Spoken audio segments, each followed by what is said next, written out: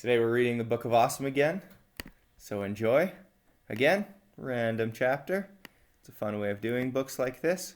Oh, this one is this is everything I believe in. You know what's awesome?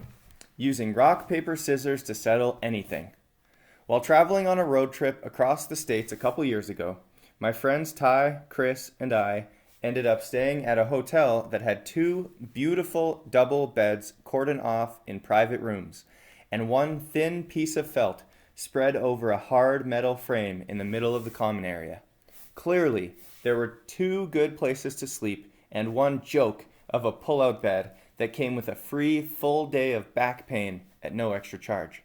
So, we stood up in the front hallway and surveyed the situation, bags in hand, stern looks on our faces. We knew decisions needed to be made, and quick. After sleeping in basements and on motel floors for a week, we all finally had a chance of getting a good night's sleep. We had to settle it. Well, first of all, we ended up giving Chris one of the rooms, since he actually found the place, and we were driving his car. It was a gift, and Chris took it immediately, without a word, leaving Ty and I to fight over the remaining room. Well, we were through being nice guys. We both wanted that room, bad. So we agreed to settle it the only way we knew how, with a long, drawn-out, best-of-7 rock, paper, scissors war. Quickly, we took care of logistics. We agreed to shoot on the count of 3 instead of right after it. Any double clutching would be interrupted as a rock, no questions asked. We ruled out celebrating each win with a ceremonial action move, where you snip your scissor fingers across their palm paper or smash their scissor fingers with your rock fist. No need for any gloating. And lastly, we made doubly sure that it was a best of 7. Nothing more, nothing less. No extensions. Whoever got 4 wins first got the good bed because it was game over. With that, we dropped our bags, steadied our fists in front of us, and sized each other up, cracking our necks and loosening our shoulders for the big game. And so it began. I opened with rock, soundly shattering Ty's flimsy scissors. Then, Ty countered with scissors again, falling once more to my sturdy rock. Then, Ty switched gears to paper, but I was ready, this time employing his very own scissors to slice him to bits.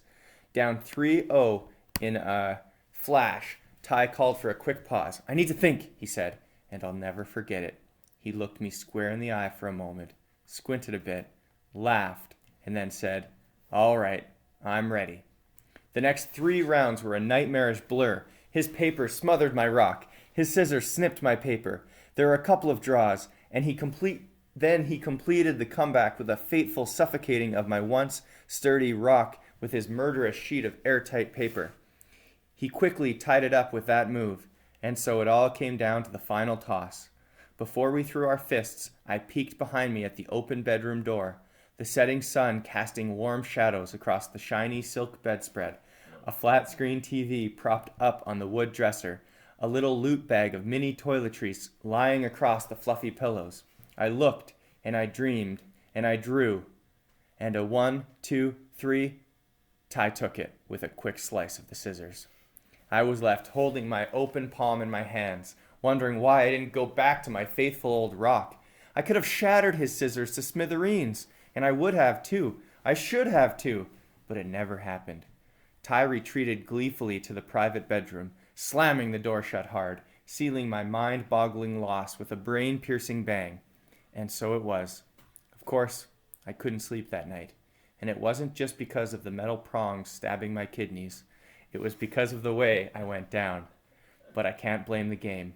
No, rock, paper, scissors was there, settling an undebatable debate. It answered our big question, shutting the lid, closing the door, sealing the deal. You can't argue with rock, paper, scissors.